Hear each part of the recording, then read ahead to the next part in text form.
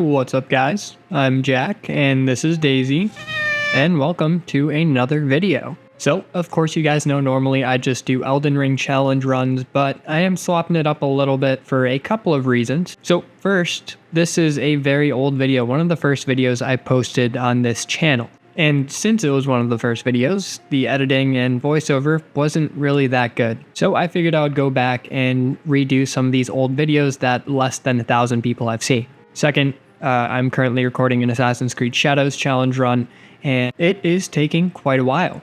So I figured I would rather give you guys something rather than nothing, so you get some old videos with a fresh coat of voiceover. Lastly, the YouTube algorithm has not been blessing me recently, so I figure it might be time to branch out slightly.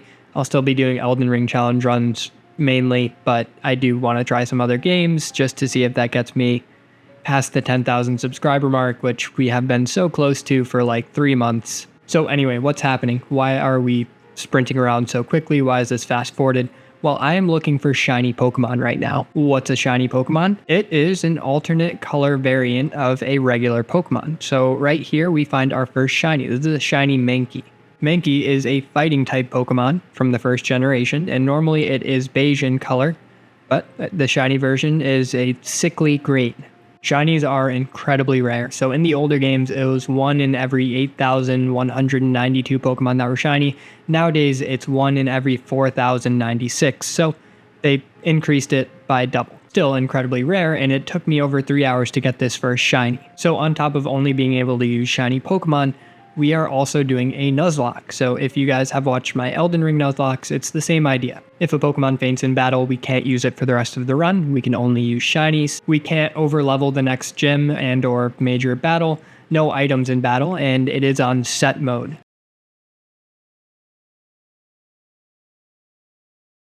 So with that long intro out of the way and the first shiny caught, we can begin the run. So it took me another 3-ish hours to find this next shiny Pokemon. This is a Mastiff. So essentially we had to find a second one because our first one was already over the first level cap. So we can't use that one in battle. So we find a shiny Mastiff and totally catch it on the first ball. And now our Mankey will have to sit in the box until we reach the next level cap where we can actually use her. Our Mankey is a female. Anyway, we catch Mastiff. This is a new Pokemon in this game. It is a dark dog Pokemon, and it's okay. Now, before we fight the first battle, I did go ahead and get the Fire Fang TM because that is going to carry us through this fight. Katie here only has bug-type Pokemon, and Fire is super effective against bugs. And we really needed that because Bug is also super effective against us, our Dark-type Mastiff. So we use Hone Claws to increase our attack and accuracy a bit so that we can one-shot all the Pokemon on Katie's team, and she tickles us with some Struggle Bucks. We also set up a Sunny Day, which buffs our Fire-type attacks. Now we're left basically one shot, so we have to start fighting. We use Fire Fang, and it one-shots Nimble. Next out is Tarantula, and we of course outspeed, hit a Fire Fang, and that also one-shots. Yeah, we did a lot of setting up, so we should be able to one-shot basically anything around this level right now. Anyway, Teddiursa comes out and terastallizes into the bug type. So some of you may not know what terastallization is, and I'll explain it. It is a power-up that you can use during battle to change the type of your Pokemon into a completely different type of your choosing. And all of its attacks that are of that type will get an attack buff. But again, with a hyper-powered Fire Fang, we are able to take out Teddiursa pretty easily. And the first fight is done, and we didn't lose any Pokemon. Next up, we are going to have to fight a Titan, and unfortunately, the level cap is not 19 yet, so we can't use our Mankey quite yet. This is also pretty dangerous because Cloth here has Rock Smash, which is super effective against our only Pokemon. And I want to stress how long this run takes anybody. Like I said, shiny Pokemon are incredibly rare, and it will take hours to actually find one. So if we lose our one Pokemon right here, we will have lost a lot of time. Anyway, Cloth goes for a weak Vice Grip. We hit it with Bite to lower its health just a little bit before going for Dig. He took us below half, but our Oran Berry restored our health, and with Dig we can avoid its next attack before hitting it back.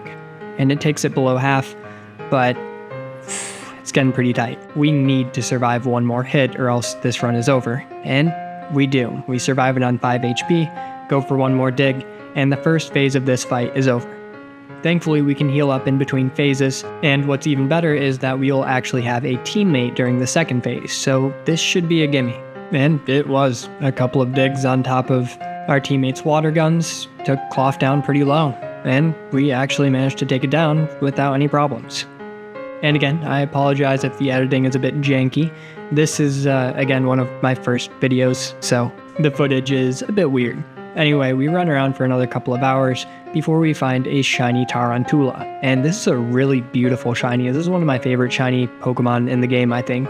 Now, as you can imagine, Tarantula is a bug-type Pokemon. And the only reason I went and tried to catch one is because our Mastiff overleveled during the Cloth fight, so we can't use it for the next gym. So we have 2 Pokemon in the box right now, and we just caught one that we can actually use. Hopefully, eventually, we'll be able to have more than one Pokemon in our party. Now, thankfully though, Tarantula is again a bug type, which is super effective against our next major battle, which is the grass type gym. And what's even better is that we should be able to evolve Tarantula before the gym fight. Now in Pokemon you can also give them held items, so I go ahead and grab the leftovers item from this shop in Cascarafa, and that restores the holder's HP just a little bit each turn. It's very powerful and one of the best items in the game, especially for a tanky Pokemon like our newly evolved Spidops, which I'm actually kind of fond of after this run. And I hate spiders. Anyway, with Spidops and leftovers and one more item, this is going to be a TM. This is how you teach your Pokemon moves, and funnily enough, it's right behind our house, but this is the Substitute TM. It's very powerful, and we go ahead and grab one more TM. This is the X-Scissor TM. I'll explain what they do in just a minute. So Substitute cuts our HP, but provides us with basically a free shield. So that is going to be super helpful, especially for a tanky Pokemon like Spidops, so our Substitute might be able to last a little while.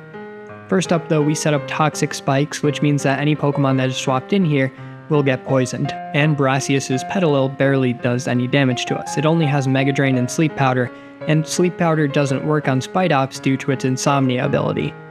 So we can basically heal off any damage that this Petilil does to us. And we can use that to set up a few layers of Toxic Spikes before the next Pokemon comes out. Now X-Scissor is a very powerful move. It is one of the strongest bug type moves in the game, and it also has a very high crit rate. So we take out Petilil in one shot. Smoliv gets poisoned, and another X-Scissor will take it down. We still have our Substitute, so we should be able to tank at least 1 or 2 hits from the final Pokemon of this boss fight. Brassius here sends in a Pseudo-Wudo, which I'm sure you guys have seen before. He's actually a rock type, not a grass type. And that is until Brassius terastallizes and turns it into a grass type. So this actually works out pretty well for us because we should be able to tank at least 1 or 2 rock throws with our Substitute and hit it with some X-Scissors. The first one doesn't take it out, but it does take him below half, and the poison damage takes him even lower. The Substitute remains up, so we just won the fight. One more X-Scissor will take Pseudo-Wudo down. It did hit us with Rock Throw, which breaks the Substitute, but it's already too late. Second gym fight is down, and we should be able to actually use our Pokemon that are in the box now. The next level cap is at 20, so we don't really have too much room for any extra XP, so we have to avoid as many battles as possible from here on out. And I also see this little kid with a Shroomish, and I love Shroomish, so I think I'm going to grind for one later on in the run. We can run straight to the next boss fight, Bombardier. It is a flying and dark type Pokemon, and one of the strongest early game boss fights just due to its high base stats. And unfortunately, those base stats took out our Mastiff. So that sucks. Both of our next Pokemon are weak to flying type attacks. So I don't feel like we have a good chance here. We hit it with a Rock Tomb, which lowers its speed, and then we outspeed and hit it with another Rock Tomb. But it just wasn't enough because a Wing Attack takes us down from above half health. All we have is our Spidops left, and an X-Scissor will finish the first phase from here. Thankfully, we still have full health going into the second phase, and since we have a teammate again, we do stand a chance. I go for a Substitute first thing to hopefully be able to tank a few hits, and Arvin's Knackley goes for a Rock Polish, which increases its speed, basically doing nothing. We go for a Pounce, which actually lowers Bombardier's speed, So that might be super helpful. If we can start to outspeed it, we might be able to stand a chance here. And honestly, I'm still mad that we lost both Maschiff and Mankey to this Bombardier, because that was 6 hours of grinding to get both of those Pokemon. And it hurts. Not to mention they were just really cool, and I had never really used either of them before. So regardless, we do eventually take out Bombardier with a couple of X-Scissors and finish this fight. So the run is still continuing, which is all that matters, and we go ahead and grind for Pokemon, basically anything we can find. I don't have anything in particular in mind that I would want. Maybe a Mareep. I do love Ampharos, but we do eventually run around here and fight some Charcadet, because I think that might be a good one. Also, there's a Charcadet mass outbreak, which means it's just a bunch of that Pokemon that are spawning in. Now, I'm just using my Fuecoco to go through these Charcadets just because I don't want to overlevel my Spidops, and after resetting the mass outbreak a few times, we do find a shiny Charcadet. And the only thing that's different are its eyes. It's just blue eyes instead of orange fire eyes. So, pretty cool. We do end up catching it on the first ball, of course, and with that we can add Charcadet to our team. Charcadet is a pretty cool Pokemon, and one that I am glad to have been able to use. It has a neutral, serious nature, which doesn't increase any of its stats or decrease them, and the Flash Fire ability, which makes it immune to any fire-type attacks. I do want to go ahead and grind for one more Pokemon though, just because it might as well get it over with now. So we run around through here, fight some Pachirisu, but we don't get a shiny Pachirisu in this mass outbreak, so we're gonna keep looking. And surprisingly, while we were grinding a Knackley mass outbreak, we ran into a shiny Nimble, which is pretty cool. That is a full odds 1 in 4,096 shiny right there, so awesome. I mean, it sucks to have two bug types on one team, but we'll make do. We catch the Nimble, and I guess we should be good to move on. After fighting and defeating some Bronzors, we can actually grab the set of Auspicious Armor from this one guy, and this is how we evolve our Charcadet.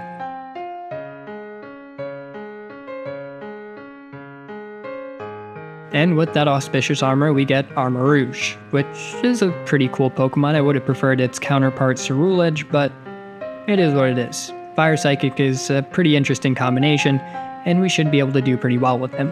He's also by far our most powerful Pokemon and below the level cap, so we should have an easy time with the next gym. Well, it's not really a gym, this is a Team Star base, which is basically a gym but with extra steps. And the boss is kind of rough, so he has this giant Starmobile, which is a Pokemon kind of. It just has ridiculously high base stats, it has the Intimidate ability, it's got a lot of health. It's a tough fight, I'll be completely honest. Giacomo here is a dark type trainer, so our Spidops does have an advantage, especially with our X-Scissor attack. Now I try to set up some toxic spikes, not realizing that it doesn't actually affect the incoming Starmobile, and in between each turn we go for a Protect in order to get some leftovers recovery. After those toxic spikes are up, I swap into my Armarouge, who can tank an Aerial Ace and then hit back with a Mystical Fire, one-shotting the Pawniard. Now, this is when the Starmobile gets sent out, and this thing is again ridiculous. The toxic spikes do not affect it, so I basically just wasted a turn and then wasted another when I went for a Will-O-Wisp. We survive on 1 HP, and then send in Nimble as a bit of a sacrifice. We need to get a clean switch into our Spidops, so this is basically our only option. I go for a Screech to try to lower this Starmobile's defense, but it takes us out before we can hit it. But again, this gives us a fresh switch into Fella, our Spidops, and we use Protect to get some HP back. And we get a little bit back, and we can go for an X-Scissor to hopefully take this guy pretty low.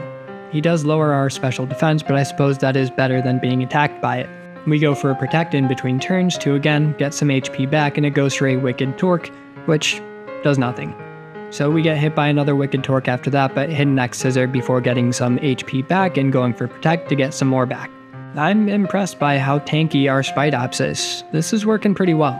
We get hit by another Wicked Torque, but we can take it pretty low with an X-Scissor. Another Protect gets our HP up, hopefully enough to survive one more Wicked Torque. Let's see if we can do this. We tank it on 3 HP, go for an X-Scissor, and finish the fight. So out of the 5 Pokemon we've caught, we've already lost 3 of them. So we have a 60% death rate on this team already, which, I'll be honest, isn't great. By the way, this was my first ever Nuzlocke of any Pokemon game ever. So, yeah. As you can imagine, things didn't go exactly as I thought they would. And before we fight the next boss, we should probably grab another Pokemon.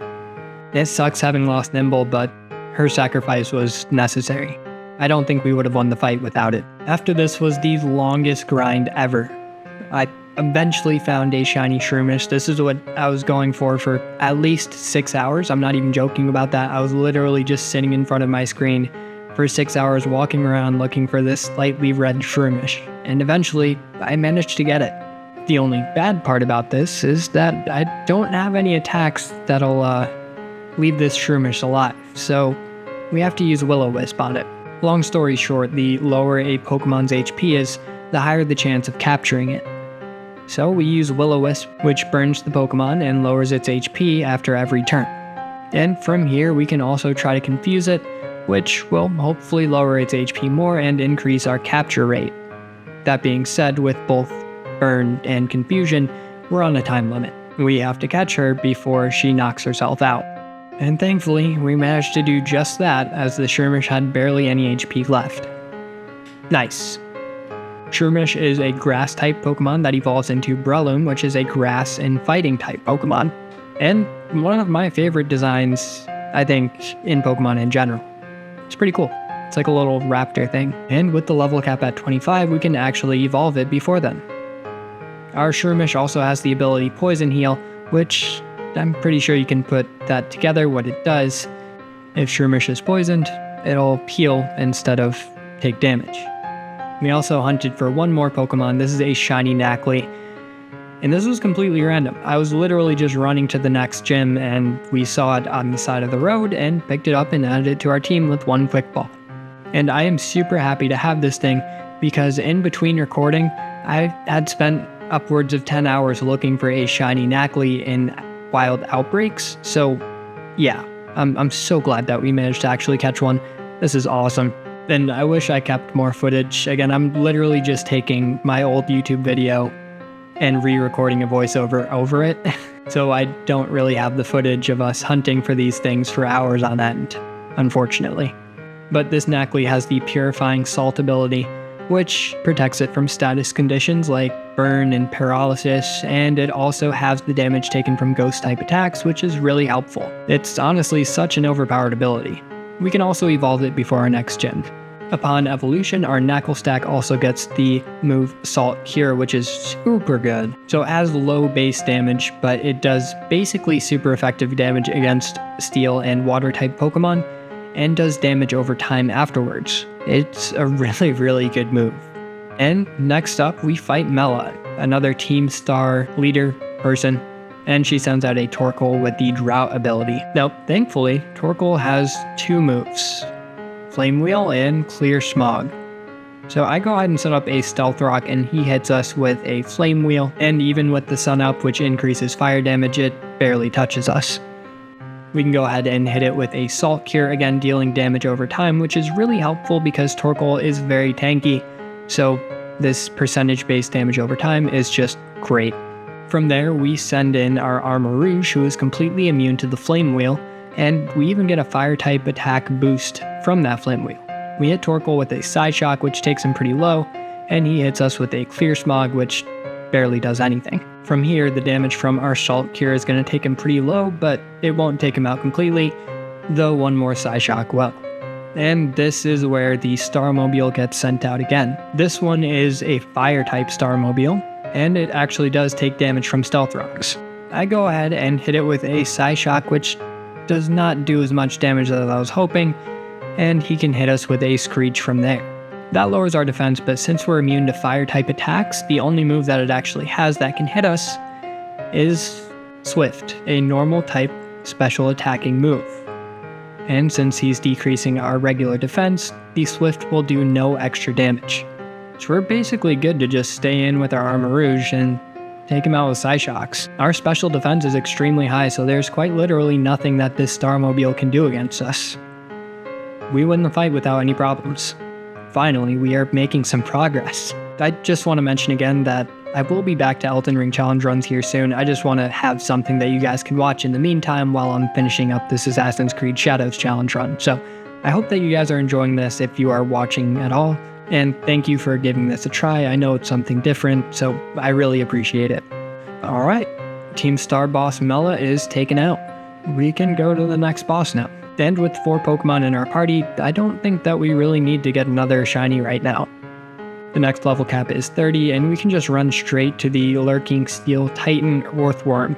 So obviously a Steel type Pokemon, so we can send in our Fire type Pokemon, which is super effective against Steel, and we can use Reflect first thing just to increase our defenses before going for some Mystical Fires, which should probably 1 or 2 shot this Earthworm. Our Marouge right here is very powerful for this point in the game, so we take out the first phase without any issues, and the second phase also goes down very quickly. Our next gym fight is going to be the Water type Gym Leader Kofu, and we actually have a pretty good counter for that in our Breloom.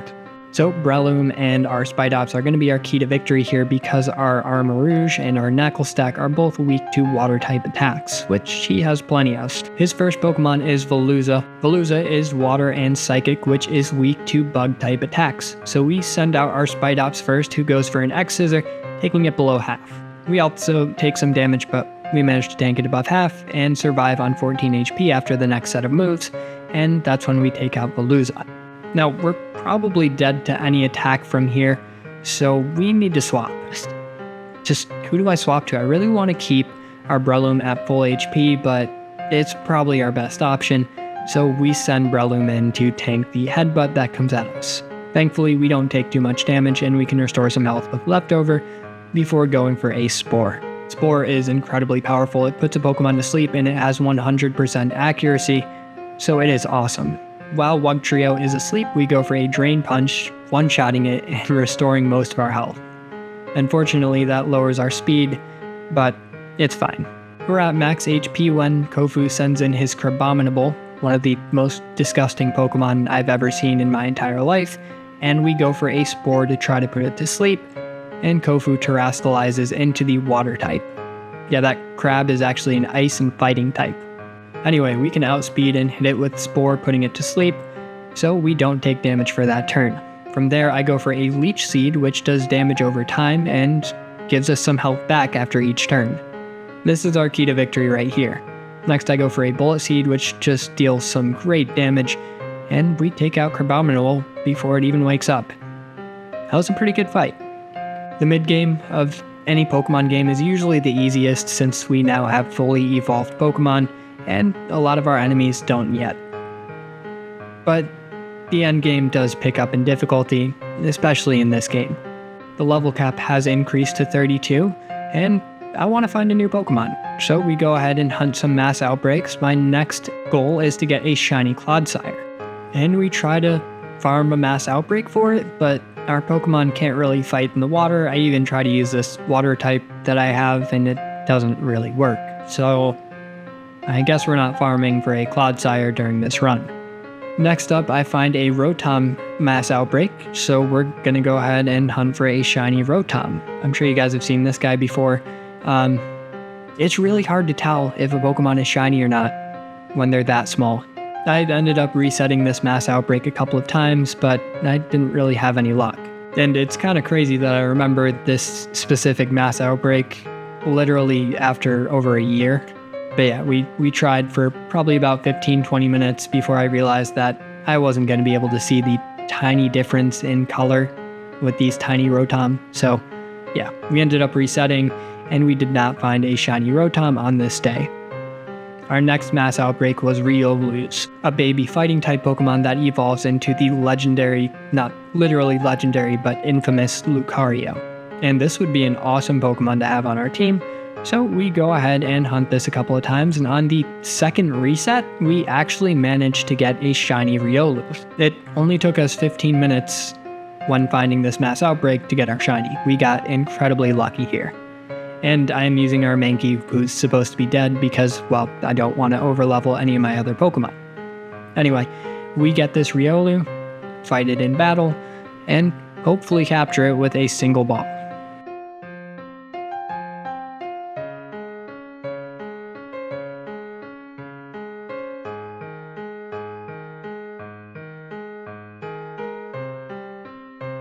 Yeah, one ball. There definitely wasn't a jump cut in there, but anyway, we capture Riolu, and then from there we can just run around for like 15 minutes and then level it up once, and it'll evolve into a Lucario, a very powerful steel fighting type Pokemon.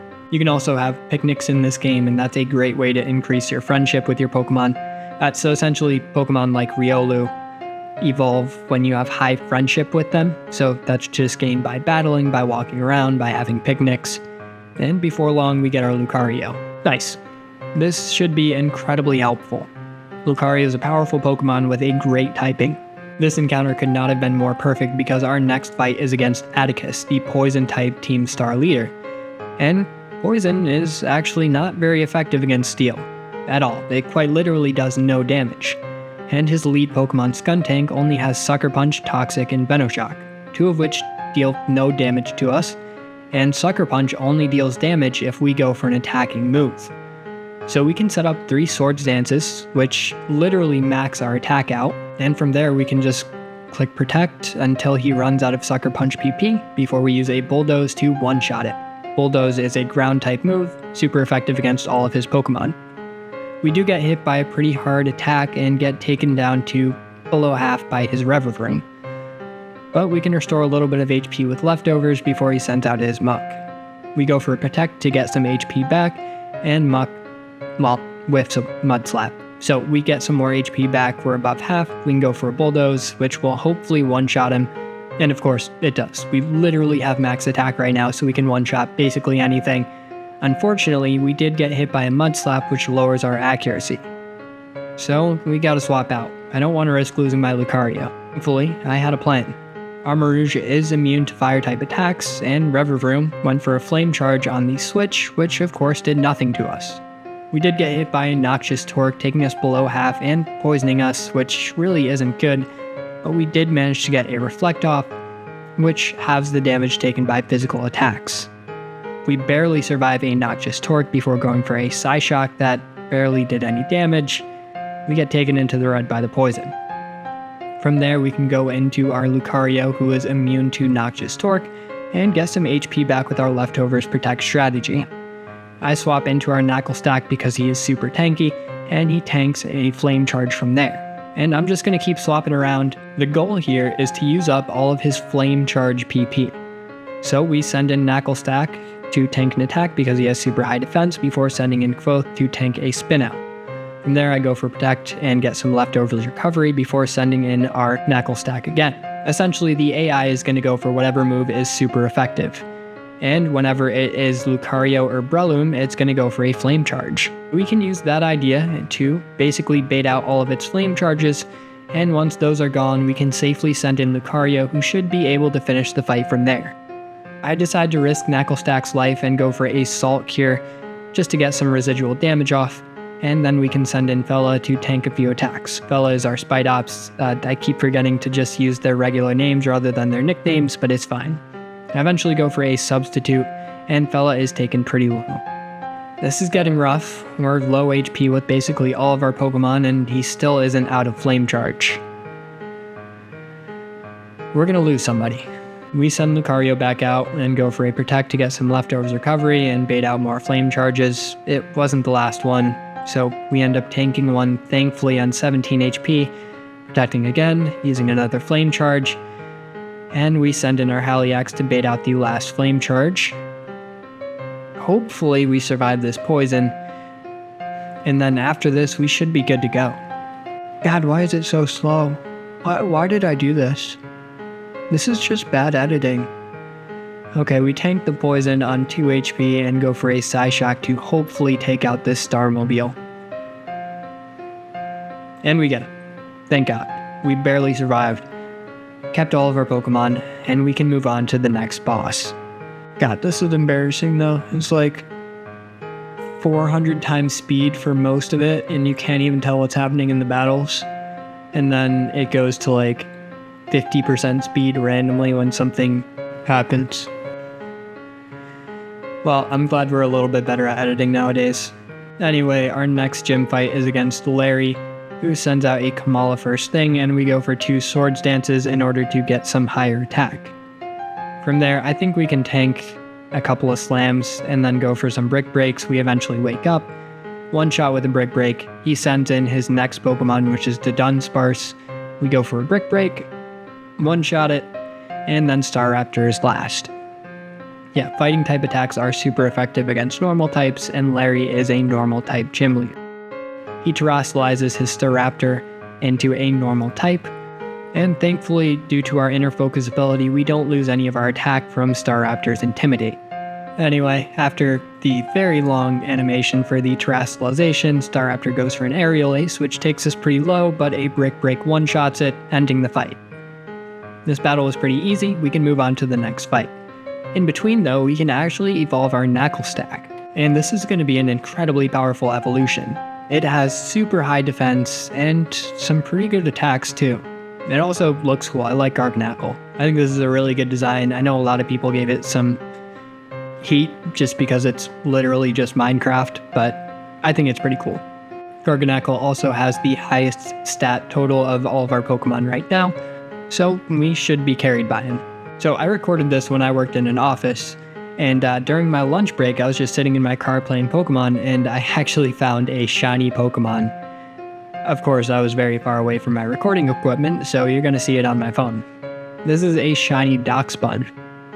Also brand new in this game, and one of my favorite designs ever. It is so cute. You guys are going to see it on the full screen here soon, but a single Quick Ball catches it. Darksponge is a Fairy type Pokemon, literally the best type in the game, and has super high defense. It also has the Well-Baked Body ability, which completely nullifies any Fire type damage done to it. And finally, we have a full team of shiny Pokemon. This is awesome, and I love this team so far too. Lucario, Breloom, Armarouge, Garganacl, Darksponge. Then I guess Spidops is pretty cool too. But yeah, we have a great team. Unfortunately though, our Garganacl overleveled for this gym fight, which especially sucks because it's a ghost type gym leader, and Garganacl only takes half damage from any ghost type attacks.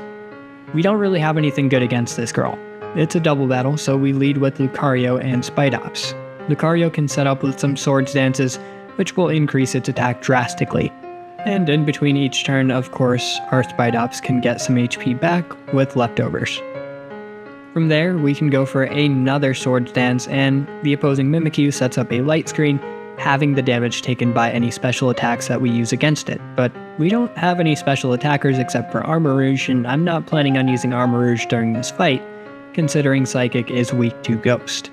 The goal here is to set up with Lucario as much as possible while Spidops tanks some attacks, and of course to try to keep them both at as high HP as possible.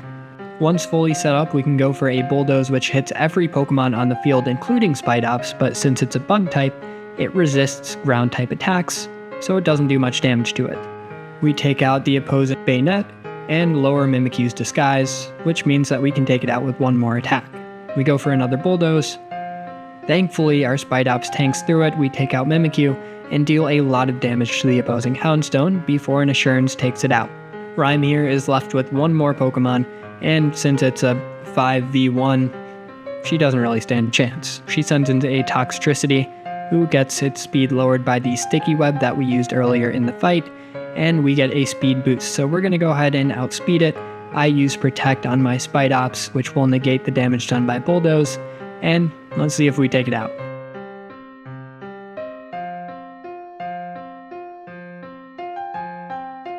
Surprisingly, we don't, and it goes for a Discharge, which doesn't take our Lucario below half, but it does paralyze us. We really just need to hit one more attack though, and this fight is over.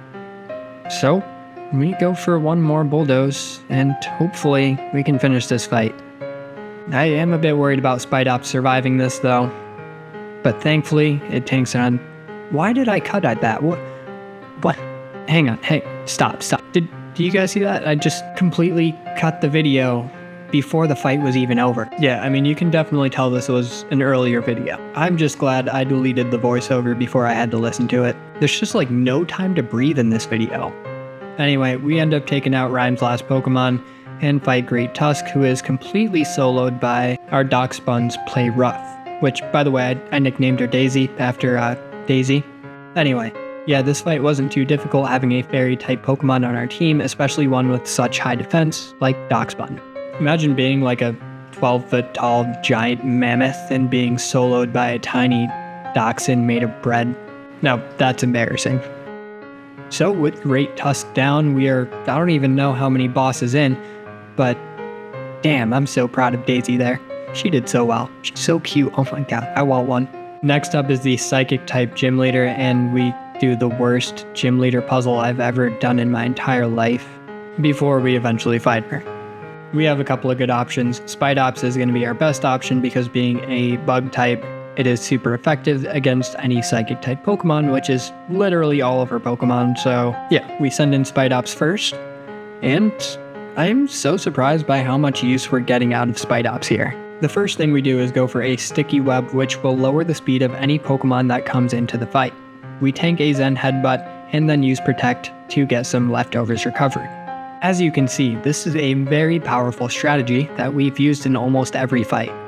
Unfortunately, we get flinched by the next Zen Headbutt, and we couldn't move, so we Protect again and get some more leftovers before we can begin attacking with an X-Scissor. Unfortunately, the Farigiraf went for a Reflect, which has the damage done by physical attacks, which is the damage type that we're doing. So that's not great. So the goal now is just to wait out that Reflect. It only lasts for 5 turns, so as long as we can get these Protect and leftovers, we should be okay.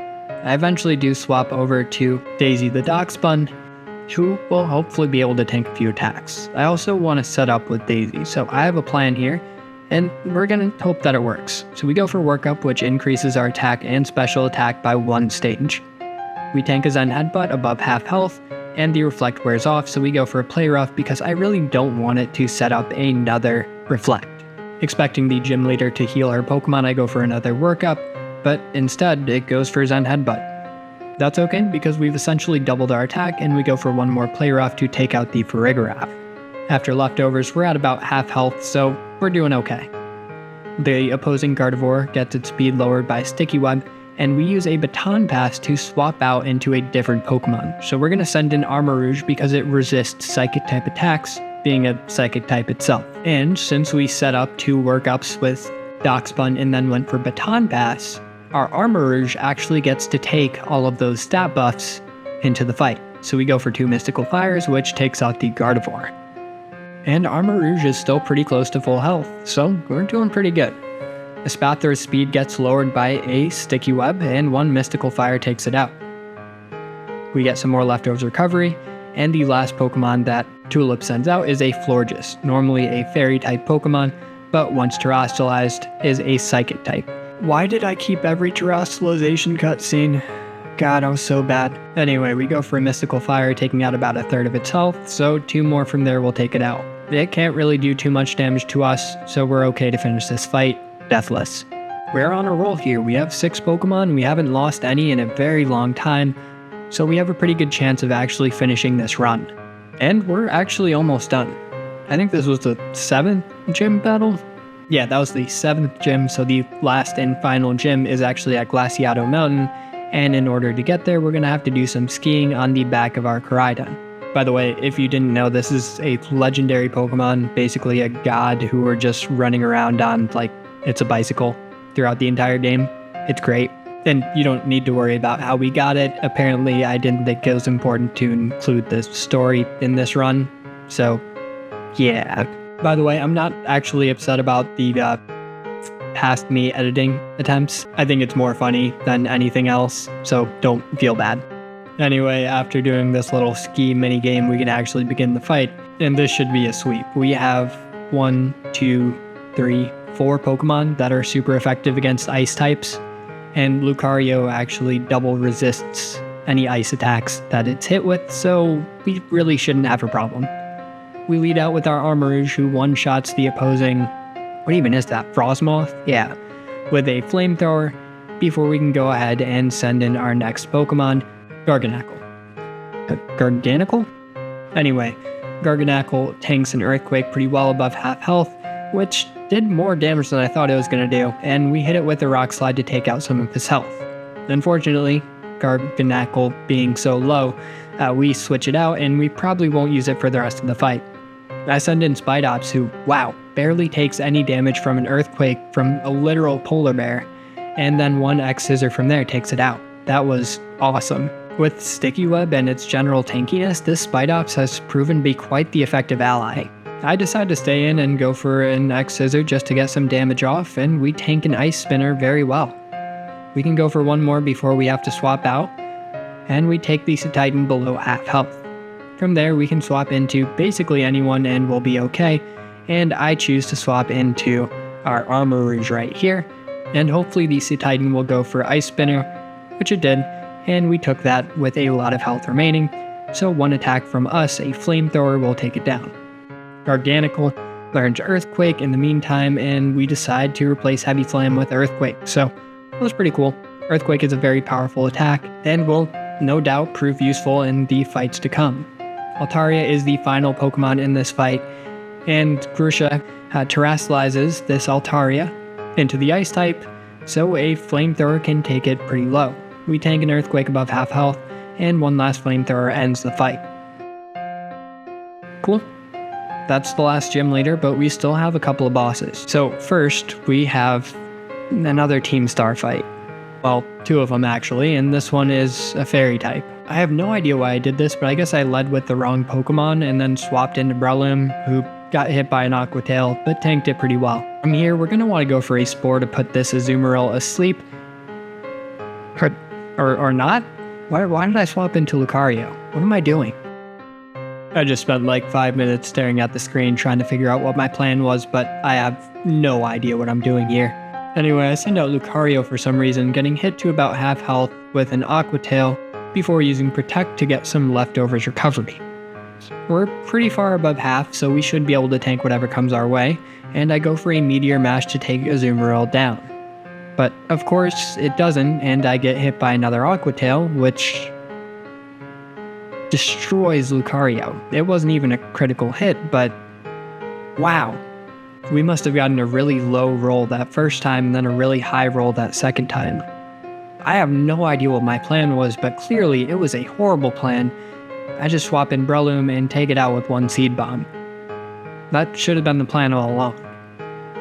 Anyway, Wigglytuff is next. We put it to sleep with Breloom, and from here we can just hit it with a couple of attacks to take it out. Wigglytuff isn't the most threatening Pokemon, so 2 Seed Bombs will do the trick. Unless we get hit by Charm, which harshly lowers our attack. I go for another Spore to put it back asleep. Hopefully it'll stay asleep this time, and since our attack was basically cut in half, another Seed Bomb does not take out the Wigglytuff. And it wakes up on the next turn, hitting us with a very hard Play Rough, and taking us down to 18 health after leftovers. We do take out the Wigglytuff with Breloom, get some more leftovers recovery, and Ortega swaps in Darkspun. I decide to not risk my Breloom's life, and I swap in our own Darkspun. The plan is to go blow for blow and hopefully defeat Ortega's Darkspun. Thankfully, we managed to dodge an attack from Play Rough before going for a workup to buff our attack and special attack. We get a bit of leftovers recovery, go for an agility to double our speed, and now since we can outspeed this Darkspun, we can go for Baton Pass and swap into a Pokemon with higher attack. Well, higher defense in this case. We send in our Garganical and get tickled by a Play Rough. We restore some HP with leftovers and hit a very powerful Heavy Slam. Wow, that did a lot less damage than I was expecting, but that's okay because another one takes out the Darkspun. The Starmobile is next, and this thing is a threat. It sets up a Misty Terrain, which boosts Fairy-type attacks, and then also hits us with a Steel Roller, which is super effective against us. Thankfully, that gets rid of the Misty Terrain, but we end up getting confused, and thankfully managed to hit an Earthquake, but we barely do any damage to this Starmobile. Another spin out from it takes us to about 16 HP, where we thankfully managed to break through the confusion, not taking ourselves out. From there, we really need to swap, and our best option is going to be Armor Rouge.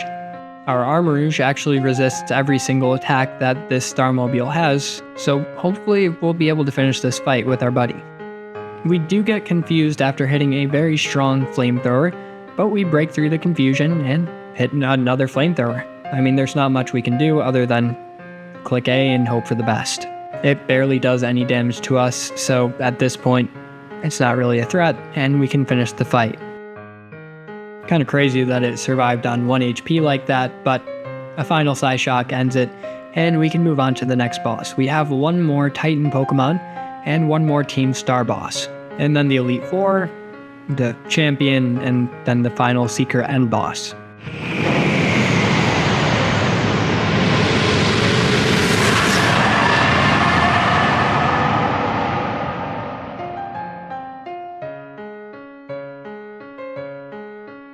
So we continue on, one friend less, and one battle more.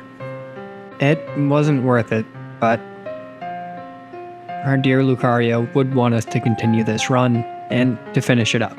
So we're going to do our best to follow his wishes. That's 4 in the box, and 5 still alive. Nearly a 50% death rate. And since we have a spot for one more Pokemon on our team, we're going to go ahead and go for a new one. And we're going to go for one nearby. Along this coast, you can find a Pokemon known as Dragalge. And it's actually one of the easier shiny Pokemon to spot. Dragalge is a sea dragon. It is poison and, of course, dragon type, and it's a very cool Pokemon that I've never gotten a chance to use before. So I was very excited when, after only about an hour of farming, we managed to run into a shiny one. We immediately put it to sleep with Breloom, and then we can capture it pretty easily from there. Welcome to the team. This will be a good addition because we don't have a poison type or a dragon type on the team, so this is pretty good. Dragalge is also very tanky and has some pretty good special attack. By the way, if you didn't know, the only difference between a physical and special attack nowadays is whether or not that attack physically hits an opponent. So let's say your level 5 Squirtle uses Tackle. Since Tackle makes contact with the opposing Pokemon, that's a physical attack, whereas a move like Hyper Beam, which is just a giant laser beam, does not make physical contact with the Pokemon, therefore is a special attack. And while I was explaining the difference between that, we defeated the final Titan, the False Dragon Titan Tatsugiri. Pretty easy fight. You guys really didn't miss much. Darkspawn carried. Alright, so it is time for our weekly cooking section, and today we're going to be making some apple pie. By far, one of my favorite types of pies. I love rhubarb pie too, but apple pie is awesome. So we're going to start out with about 8 Granny Smith apples, 7 to 8, and we're going to peel them the best that we can with the tools that we have available. There are electric apple peelers, and that would save a lot of time, but I don't have one. After that, we are going to use this fun little apple slicer thingy to slice the apples. It is unnecessary. You don't need to use one of those. You can just cut it. And afterwards, we're going to have to use a knife anyway to get these chunks a little bit smaller. And you want them to be maybe ½ an inch in length or width, but it also just depends on how big you like your apple chunks in your apple pie. So after slicing all of these up, we're going to go ahead and put it in a pot on medium-low heat. I personally like to cook the apples before putting them in, so we're going to go ahead and do that. And this is, again, about 7 green apples. We're also going to put basically the rest of our ingredients in this as well, so a 1/4 stick of butter. I don't like too much butter in my pies. Half cup of both sugar and brown sugar. And then we just got to put the seasoning in. So cornstarch first. That's not seasoning, but it is super helpful. About a tablespoon or 2. Cinnamon, of course. Salt. And you can really just eyeball it. It's probably 1 to 2 tablespoons of each of these. And then I also like to put cloves in and some vanilla. Now we're going to let this cook for a little bit, and it will get pretty liquidy. So if it's too liquidy, you're going to want to put a little bit more cornstarch in there just to thicken it up. But before that, just go ahead and mix everything around. And of course, after mixing everything around, just cover it and again, leave it on medium-low heat. So it will be pretty liquidy, like I said. So go ahead and put a little bit more cornstarch in there if you need to. As the apples reduce, so will the water. Now, as those are reducing, we're going to take the other half of our pie crust because these come in packs of 2. So I figured I'll just use the other bottom half as the top. And I'm going to cover up all the cracks. And by the way, your pie will definitely look better if you use an actual top of a pie crust. I'm just poor. Anyway, apple mixture has eventually thickened up. We're going to dump that into the pie crust, cut some slits in the top. And I totally forgot to record this part, but you're going to want to go around the edge with a fork just to crimp the edges, and then put it in the oven for about 20 minutes on 425 heat. Once the top is golden brown, it is good to go. And of course, let it cool for a bit. It definitely needs time to cool, but it was delicious. Also, I totally forgot to do this until now, so thank you to my channel members, Serena, Arthur, Mary, Beer, and Micah. I love you guys so much. I really hope you're enjoying this video if you are watching it, so thank you for always supporting me. Daisy and I appreciate it, truly. Then that just leads us to the final team star fight, and this is Ari, the fighting type team star boss. So our Breloom and our Garganacl are both weak to fighting, but the rest of our Pokemon resist it. So we actually have a pretty good shot. The goal here is to set up with our Armarouge, and actually falls into the same trap as our first team star boss did. The Toxicroak on the other team tries to go for Sucker Punch, which only works if we use an attacking move ourselves. So that gives us all the time in the world to set up. And again, it's using Sucker Punch because Sucker Punch, the dark type move, is super effective against our psychic type Pokemon. So we managed to set up 6 Calm Minds, which boosts both our special attack and special defense. And from here on out, we should be able to one-shot everything on the opposing team. Now, we do have to tank a couple of attacks in the meantime, but it really doesn't do much damage. The only thing that would be bad here is if we got poisoned. And of course, Toxicroak outspeeds us and poisons us. So we're going to be losing a little bit of HP each turn. We're on a time limit, and we need to one-shot basically every Pokemon on the opposing team before we ourselves die. We went for a Flamethrower, Lucario outsped us and took us below half with a Dark Pulse. This isn't good. I kinda assumed Armarouge was fast, but it's not. We do outspeed the Passimian on the opposing team, one-shotting it with a Psyshock. From there, sends out an Annihilate. And Annihilate is a pretty slow Pokemon, so we go for a Psyshock and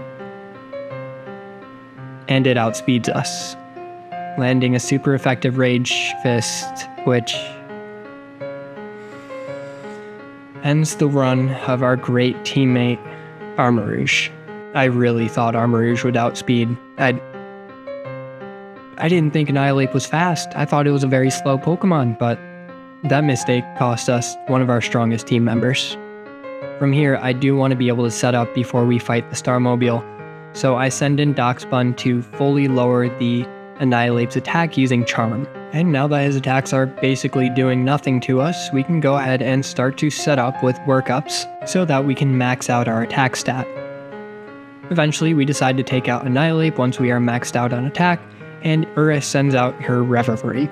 Her Starmobile is pretty powerful and goes for a spin out that barely tickles us, and a single play rough from there can defeat the Starmobile. We're down one of our strongest teammates, but the fight continues and we're on to the Elite Four. At this point in the run, I had run out of all energy to farm for a new shiny Pokemon, so what we have is gonna have to do. We have a Breloom with Spore, Leech Seed, Brick Break, and Seed Bomb, our brand new Dragalge with Double Team, Toxic, Dragon Pulse, and Sludge Bomb, as well as the Poison Touch ability, Spidops with Circle Throw, X Scissor, Protect, and Sticky Web, our Darkspun with Charm, Play Rough, Workup, and Baton Pass, and finally Garganacl with Salt Cure, Recover, Earthquake, and Heavy Slam. All in all, it's a really strong team, and I do have high hopes for us to win. But even if we beat the Elite Four and the champion afterwards, there's still one more challenge, and that is the greatest challenge of them all, the final boss. Nearly every Pokemon game has a secret endgame boss, and this one is a tough fight. But we need to get to her first. The Ground-type Elite Four member Rika sends out a Whiscash, who gets instantly one-shot by a Seed Bomb from our Breloom. We swap out when she sends in Camerupt over to Daisy, who is completely immune to Fire-type attacks and gets a defense boost from there. After that, we can swap back into Breloom, who gets hit by a Yawn, which will put us to sleep in a turn if we don't swap out. So after poisoning the Camerupt, we can swap back into Daisy, who can tank another Fire Blast, again getting a nice defense boost, and then Camerupt feints to the poison damage. Donphan comes out next, and from here, we can probably keep our Daisy in to deal some damage. But instead, I go for Baton Pass to get that defense boost over to Breloom, who is probably our best shot for this fight. We barely tank a critical hit from a poison jab and get some leftover recovery, and then risk putting Donphan to sleep. Thankfully, Spore hits and puts it to sleep, so I want to swap back out into a different Pokemon with more HP in order to hopefully preserve everything that we have. We don't have any chances to get any more Pokemon in between these next 4 fights, so we gotta keep as many alive as possible. A Seed Bomb from Breloom takes Donphan down pretty low, and thankfully it doesn't wake up. We get some HP back, and then one more Seed Bomb finishes the fight. Next up, Rika sends in her Dugtrio, who is very quick, so instead of risking Breloom's life, I send in Garganacl. I think Garganacl can tank at least 1 attack, and I should have kept Breloom in because Dugtrio just goes for a Sandstorm. It then hits us with a powerful Earthquake, which takes us to about half health before we can hit him with one of our own. That takes it down into the red, and since we can survive one more, I decide to go for Earthquake, we trade blows, and Dugtrio faints. Rika only has 1 more Pokemon, and we still have 5 mostly with decent amounts of health, so we should be able to survive. Clodsire comes out, which is a poison and ground type, and I send in Spidops, who can tank hits from both types of attacks. Rika, of course, terastallizes into the ground type and uses an Earthquake, which barely tickles our Spidops. That is awesome. I never realized how good Spidops' defense is. And we can use Protect to get some leftovers recovery. Rika does the same, though she does not have leftovers. X-Scissor does okay damage, surprisingly, and we can very easily tank another Earthquake. And from here, it's just trading blows until Clodsire faints. People always underestimate Spidops, including myself, apparently. It's actually a very tanky Pokemon with some good stats. I really enjoyed using Spidops in this run, surprisingly. That is the first Elite Four member down, 3 more to go, and then the champion. Thankfully, we can heal up in between fights. I brought a lot of healing items, so we are good to go for this next Elite Four member. Next up is an actual child named Poppy who specializes in the Steel type, and we only have 2 Pokemon that might be able to help us out here. We have Breloom, who is a fighting type, super effective against Steel, and then Garganacl, who is a rock type, which is actually weak to Steel, but Salt Cure does super effective damage. Anyway, a low kick from Breloom takes out Copperajah, the first Pokemon, and then Poppy sends out Corviknight. I swap out to Garganacl expecting a flying type attack, which does hit us and barely does any damage, and from here, I decide to risk using a Salt Cure, which will do super effective damage over time. The super effective damage only happens after the turn is over. It's a bit more complicated than that, but it takes her down to about half health before she takes us pretty low herself. We start setting up Iron Defenses though, and getting some healing from leftovers. Iron Defense, of course, increases our defense stat, by 2 stages no less, so every time we use it, we take significantly less damage. Eventually, our Salt Cures take out Corviknight, and we recover to get back more than half of our health. And all of her Pokemon are physical attackers, so as long as we keep setting up with Iron Defense, we should be okay here. Even Bronzong here, which is a Psychic type, only has physical attacks. And now we're maxed out on defense, and we can just Salt Cure and recover every single Pokemon from here. Garganacl was actually amazing for this fight, despite being weak to Steel type attacks. So yeah, from here it's just all about staying alive, and we can just use leftovers and also the Recover move to stay healthy with Garganacl. We also have the Earthquake attack, which is super effective against Steel types, though we can't use that against Bronzong because it has Levitate, meaning it's not affected by ground type attacks. Finally though, Salt Cure does take out this giant Psychic Bell, leaving Poppy with only a few Pokemon left. Magnezone, an Electric and Steel type Pokemon comes out next, and we use Salt Cure to get some damage over time while it sets up Light Screen, which has damage from special attacks, though we don't have any special attacks, so that basically does nothing. One Earthquake from here takes out the Magnezone, though it does do a lot of damage to us with a Flash Cannon, a special attack, which we were not prepared for. Poppy sends out her last Pokemon, Tinkaton, which is a physical attacker, so we're fine here. It does have a pretty massive attack stat, and Gigaton Hammer does a lot of damage, but with our super high defense, it doesn't deal enough to take us out, and a couple of Earthquakes from there can finish this fight. 2 Elite Four members down, and so far, 0 losses. We're doing pretty good so far. Next up is the Legend Larry, who is, this time instead of normal type, a flying type Elite Four member. And Garganacl should be able to solo him. Again, just a surprisingly good encounter. All of these are great. So Larry will start with a Tropius, a grass and flying type Pokemon who is also kind of weak and desperately needs a buff, but that's for another time. We send out Garganacl because, well, the only attack that it has that is grass type and super effective against us is Solar Beam, which it needs 2 turns to use. And since we can swap out into our Poison and Dragon type, which is doubly resistant to grass types, Solar Beam barely does any damage to us. We do manage to set up a Stealth Rock with our Garganacl, which will do damage to any Pokemon who swap in. Super effective damage at that because they are all flying types. Tropius does have Dragon Pulse, which is a super effective dragon type attack, but since we have such high special defense, it doesn't really do much damage to us. Altaria comes out next, another dragon type, so I decide to swap into our fairy type, Daisy.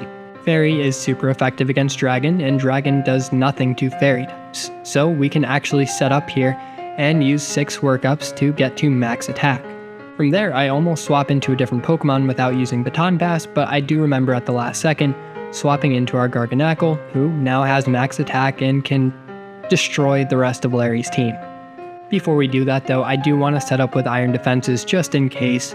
I mean, you never know what's going to happen, so we set up with some Iron Defenses to get our defense up higher. Meanwhile, Altaria is just tickling us with some Dragon Pulses. We remain above half health the whole time after our Leftovers recovery, and use Recover to get back up to full health, just for good measure. From there, we can use our max attack Salt Cure, which is also a super effective attack against the rest of Larry's Pokemon, and he only has 4 left, including Altaria, but we should be able to one-shot the rest of them. Staraptor comes out, takes damage from Stealth Rock, and then is destroyed by a Salt Cure, same with Oricorio. And then lastly, we have Flamigo, who doesn't take super effective damage from Salt Cure, but still takes a lot of damage considering that it is max attack, and we can take it out without any issue.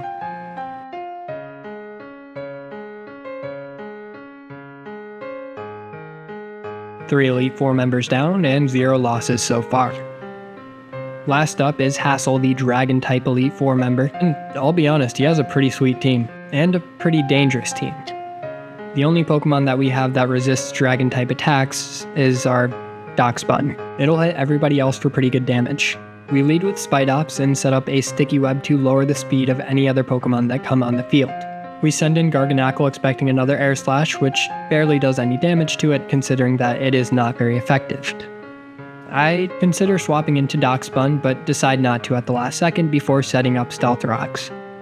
From there, we get taken down below half health with a Super Fang, which always does half your health and damage, and then Salt Cure does pretty decent damage to the Noivern.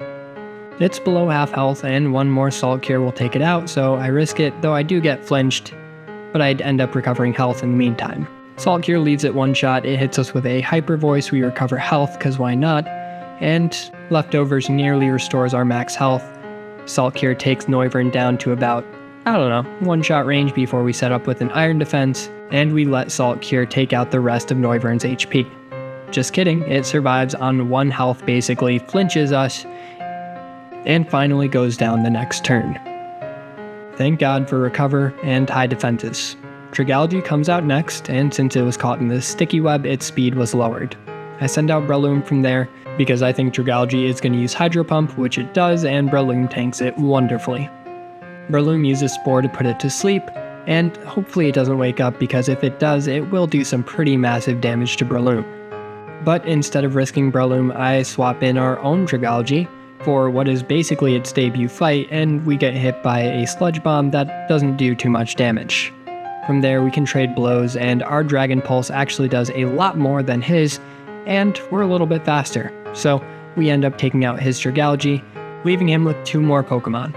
The next one that comes out is a Flapple, a little dragon apple worm, which I just love. Look at how fast he's flapping his wings, it's great. We one-shot him with Sludge Bomb, and then he sends out his final Pokemon. Oh, never mind. Second to final Pokemon, Haxorus, who's pretty strong. Thankfully, we did lower its speed with that Sticky Web, and we swap in Doxbun, who can tank any Dragon-type attack that comes our way. So Dragon Claw does no damage, and we begin to use Charm to lower its attack. We get it down to basically no attack, and our Leftovers is healing us more than he's doing damage, so now's a good time to set up. I've watched a lot of Pokemon Nuzlocks on YouTube, so I know that setting up is probably the best way to go for any fight. Yeah, it turns out there's a little bit more strategy to Pokemon than just clicking your strongest attack over and over again.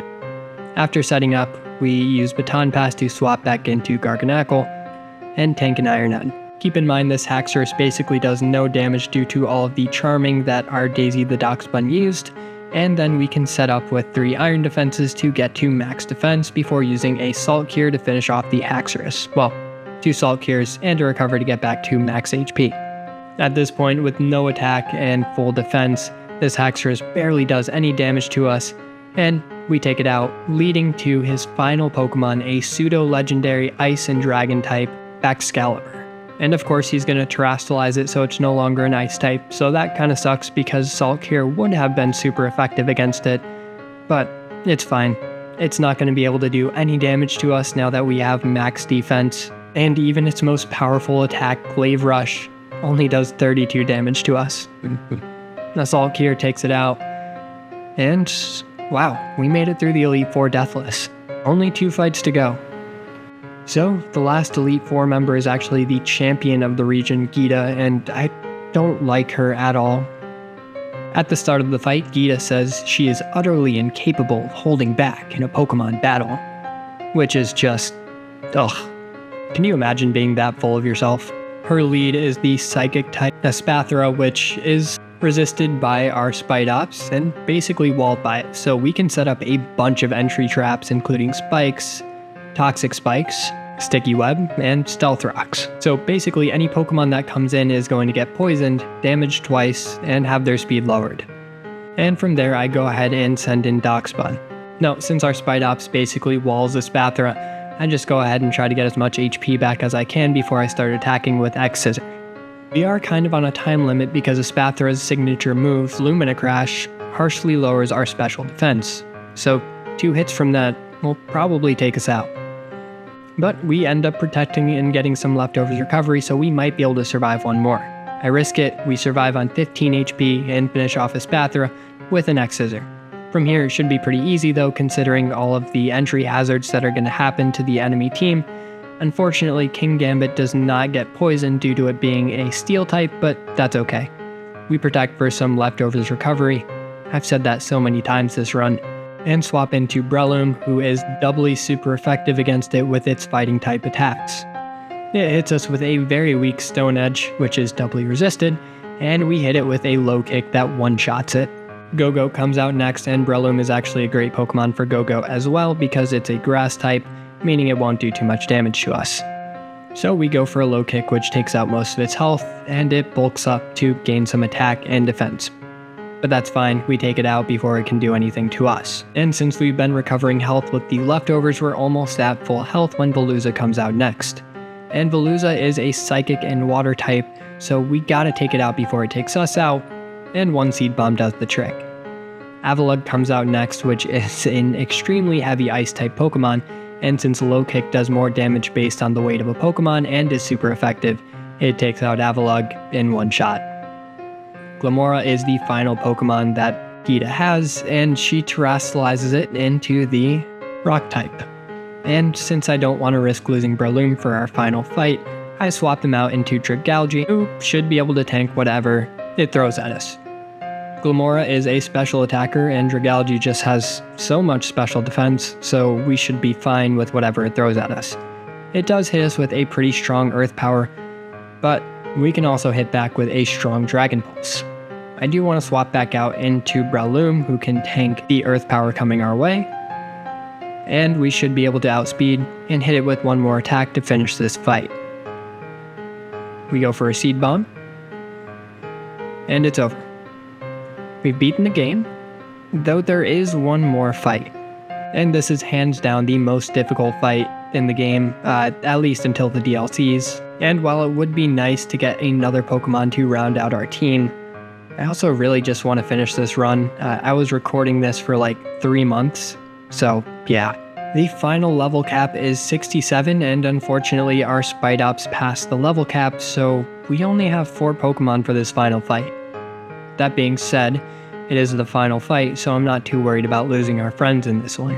Paul from the Pokemon anime is right. After all, Pokemon are just tools that we can use and discard when they are done being useful. That was a joke, by the way. I dearly love my Pokemon that I have on this team right now, especially Daisy, the Darkspawn, who is just the greatest thing ever. Anyway, AI Professor Sada, yeah, this is a robot lady that we're fighting. She has all of the Pokemon that come from the past from her time machine that she built with space gems, the same gems that caused the terrestrialization phenomena.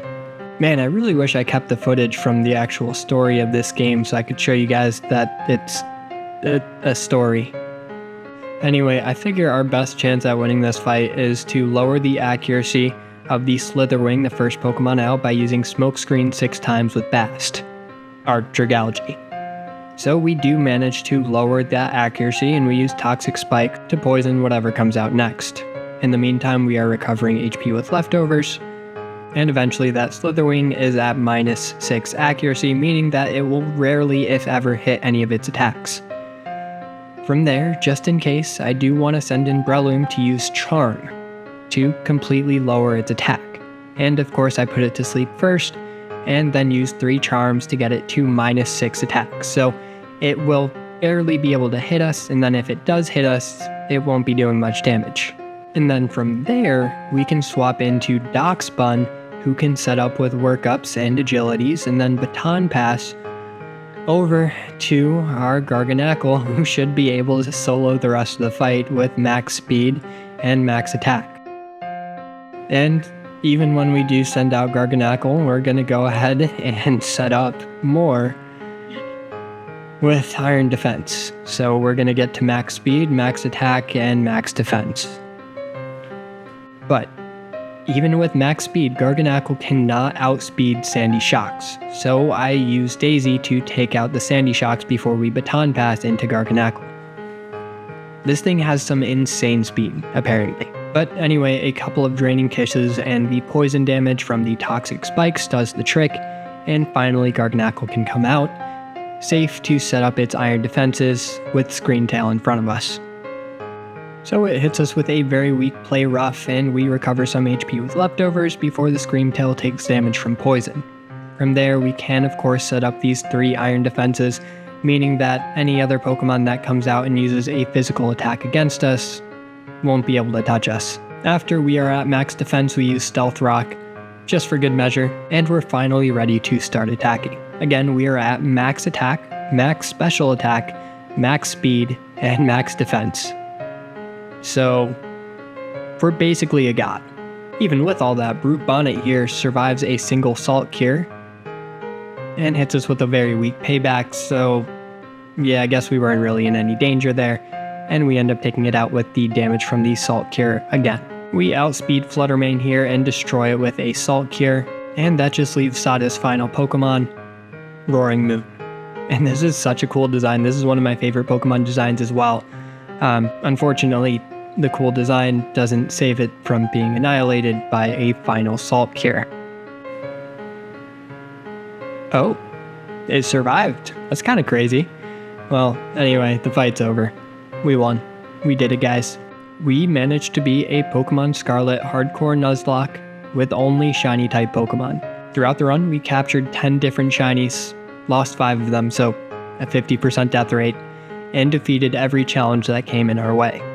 This was over a year ago, but I did have a lot of fun with this challenge, and I love the team that we managed to craft. We got incredibly lucky and learned the power of some unassuming Pokemon like Spidops and Garganacl. Anyway, if you guys like this sort of content or the Elden Ring challenge runs that I normally do, feel free to subscribe. That helps out a bunch, but if not, your viewership is always enough for me. Thanks for watching, and I hope you guys have a good one. Peace.